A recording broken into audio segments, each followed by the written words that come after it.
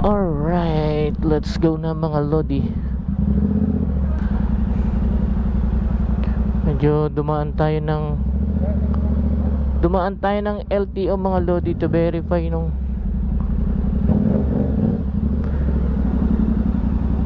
yun.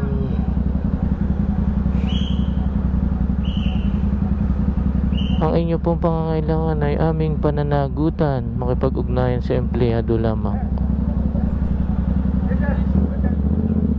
Thank you. Thank you po. Thank you, bossing. Nag-verify tayo mga lodi ng ating lost plate. Ang sabi dun sa releasing ay mula pa ng 2014 until now ay wala pa silang issue ng lost plate. So okay lang, at least kuya! Okay, thank you. Yeah. Dito na tayo mag-exit, mas malapit tayo.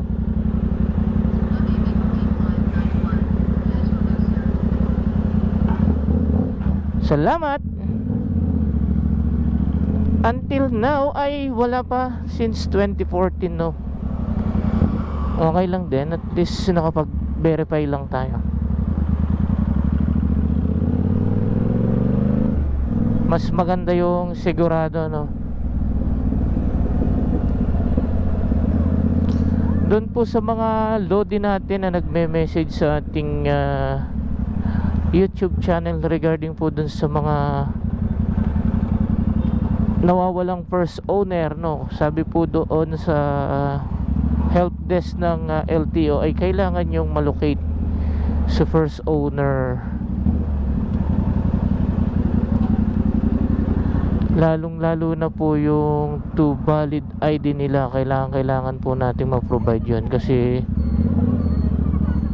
hindi po mariregister yung inyong mga sasakyan kapag wala yun no.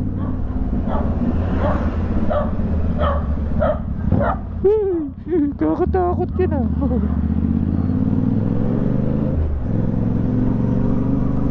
Take some